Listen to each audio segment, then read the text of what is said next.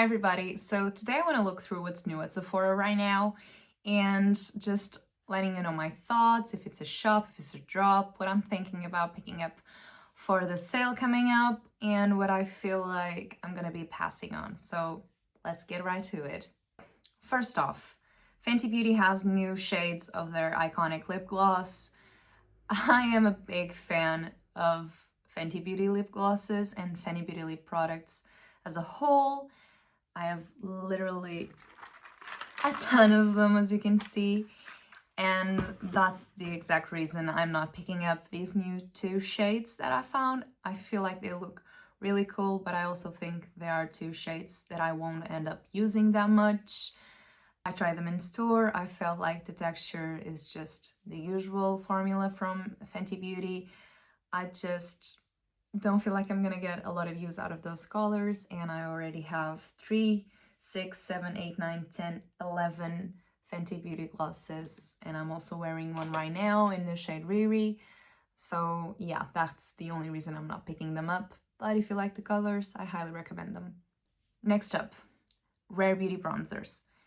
Finally, they have a powder bronzer, and I'm super excited to try it. So yeah, I'm definitely picking it up. I am a little bit concerned about the shade range. I feel like it's a little bit small. I feel like the lightest shade is not light enough, so I'm kind of worried if there's a shade good enough for me. And I also feel like the lightest shade is a bit too pink for my liking. So I'll let you know what I end up picking up, but I feel like I'm gonna go for the second shade, like Sunblaze or something. Up next, Too Faced as a new like base Charlotte Tilbury copycat, which is the Super Glow. I feel like it's just another product that's trying to go for the flawless filter kind of a vibe. I tried it at store. I feel like they are lighter, like they don't have much of a base to it. It's just really shiny, doesn't have a lot of coverage like the Health ones, for example. So I feel like it has kind of a serum-y texture to it. I feel like this product has been done a lot before, and I probably won't pick it up, but I feel like this is a good enough alternative. From the texture, it's lighter than the usual. So if you're curious about it, I still think if this sort of product is your jam, maybe try it out. I'm probably not going to, at least not right now. Sol de Janeiro has their new summer scents. They have 3 different ones, which is Chiqui. So Sol de Janeiro just launched their summer scents as well, and there are 3 of them. The first one is Chiqui Bikini, the second one is Limonada Gelada, and the third one is Refresco Paraíso. So I'm probably not going to pick any of them up. I have smelled them in store, and the one that I liked the most was Chiqui Bikini because of the peach scent to it. It also has orange and raspberry and vanilla, honey. So I feel like it's a sweeter kind of a scent, fruitish scent, and that's right up my alley. But I have enough Sol de Janeiro body scents, so probably not picking any of them up. Limonada Gelada is obviously lemonade, so it has pineapple, coconut milk, and vanilla as well. So it's a little bit fresher, a little bit lighter, but still kind of sweet. Last one, Refresco Paraíso. It has a little bit of lime, it has a little bit of orchid, summer breeze, whatever they call that, and I feel like this also smells really good. I feel like this one you need to smell in store just to see if it's like your sort of thing, because it's really, for me, it's different, to be honest. I like it, but don't blind buy any of these. Just go in, smell them, and see how you feel. Even though it's a body spray and it is not as strong as a perfume, I feel like you shouldn't be picking up any perfume body scent kind of a product blindly, so smell them first. From Sol de Janeiro as well, the jellies, like the perfume jelly bombs. So I smell them all, and I feel like the original, the 62, smells just like the body sprays. The other 2 I feel like are a little bit less intense in their smell, so I feel like I would go for the 62. Just my favorite smell either way. What I thought about them is that they felt a little bit too sticky once I applied it on my skin, and that's something that I'm worried about. But I might pick one up. Oh no, I feel like it won't last as much because it's like a scent from a body spray, and body sprays are not very long lasting as it is, and maybe the jelly balm won't be either, but I'm curious enough, I think, to pick it up. We'll see. Summer Fridays came out with lip liners and lip liner stains. So let's start with the lip liner stains. They're retailing for $22 and they come in 6 shades. I couldn't find all of them in store, so I swatched 3, I think. To be honest, in general, I'm not a fan of this sort of product. So I am not picking up any of the lip stains. I did try them in store. I feel like they did what they are supposed to do. As I swatched them. I don't know if I can tell you they're good or not, but to be honest, I feel like lip stains, liner lip stains are not it for me. I feel like I don't want that sharp of a line when everything else is gone from my lips. I feel like it looks kind of weird, and I have a really hard time getting that sort of product to be even enough that I'm content with the way it looks, so I'm not picking it up. So as far as the normal liners go, I'm a little bit more interested in them. They have 8 shades, they're retailing for $20, so they're even cheaper than the lip stain ones.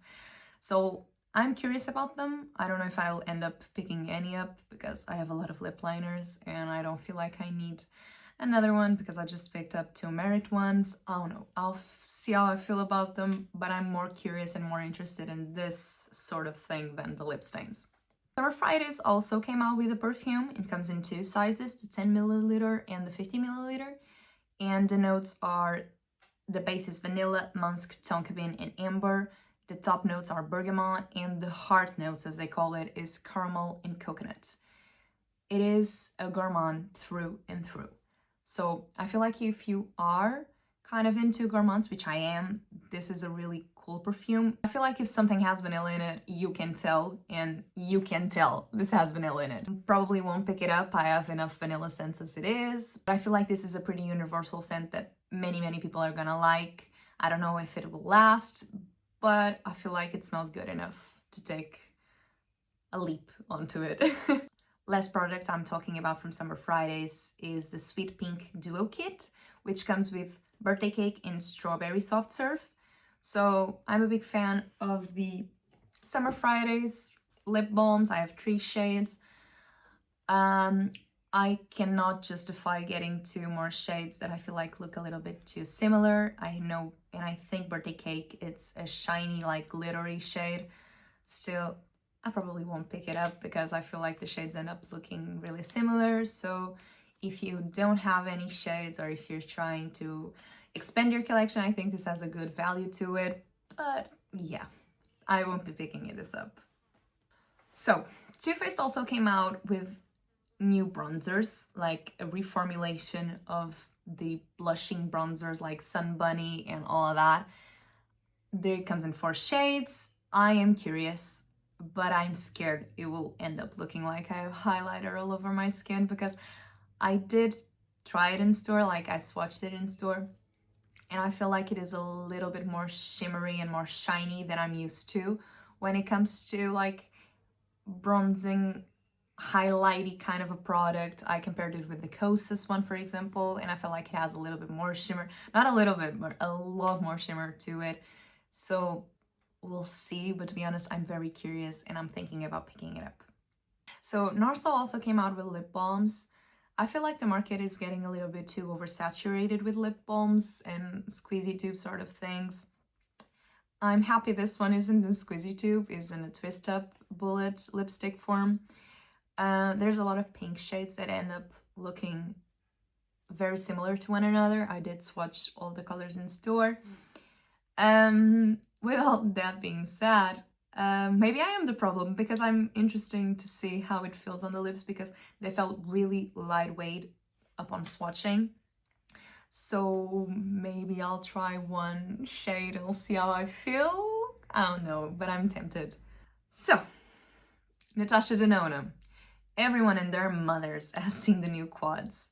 And at first glance, I wasn't really interested. because the price is up there. I know there's more product in each one of the shades, but still, I feel like I would rather pick up a meaty palette than the quads. But to be honest, when I saw them in store, I really liked the rosy one. I liked the way it swatched. I liked the way that I pictured a look coming out of it. So I'm still fighting about the price because, to be honest, it's like 55 bucks for 4 shades. Like, it's a Charlotte Tilbury quad kind of a price, and I have one Charlotte Tilbury quad and I love it, so I don't know what that says about me. The formula seemed just fine for Natasha Denona, and I still don't know what I'm going to do. Maybe I won't pick it up right now. I'll wait a little bit longer. Yeah. Price-wise, I would still recommend you to go for a meaty palette instead of the quads, but I might pick up the rosy one. We'll see. So Prada launched new blushes, and the formula is so interesting. I ended up swatching all the shades in store, and you can literally feel it changing from a cream to a powder upon swatch.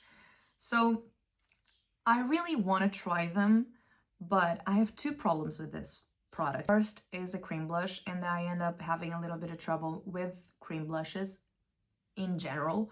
So there's also something I have in mind when picking up that sort of product.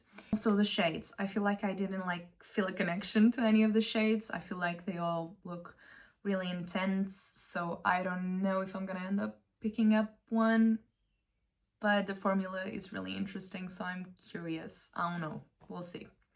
So Too Faced launched their all over pencil shades, like Makeup Forever kind of a thing.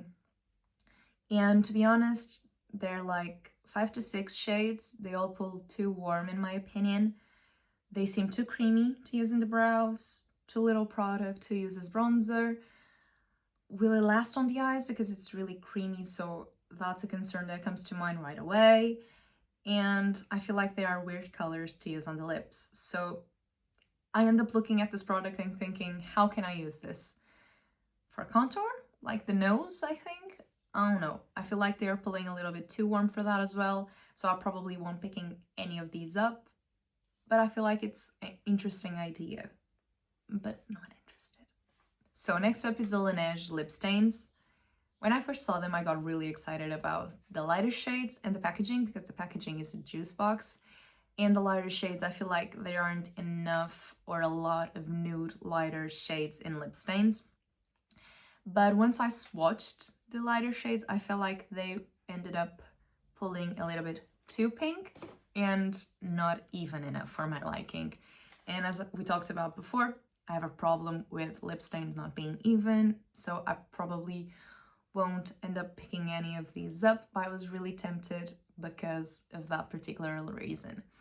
The darker shades though do seem a little bit better, a little bit more even upon swatching. I don't know how they would perform on the lips. So a drop probably. So Rare Beauty finally launched a new foundation, and I think we all know that the first foundation they launched wasn't the best. And I'm really excited to try this one. I feel like the packaging is really interesting. Like, we've been hearing a lot of good things about this formula, so I'm very excited. I really want to pick this up. I'm gonna wait for a sale though, but I really want to try this. So Fenty Beauty also launched blushes, like liquid blushes. I swatched all the shades in store. They seem to dry kind of matte, which is interesting. I didn't love any of the shades either, so probably not picking it up. And still a liquid blush, so not my sort of product, but I feel like it's really interesting because it pulls more matte than the usual liquid blush, I think. So yeah, a drop for me right now. So everyone and their mother is coming out with blush, and Benefit also did. They came out with 2 different sort of blushes. The cream ones seem really good. They seem like an interesting formula, kind of moussey, and I like the touch to it.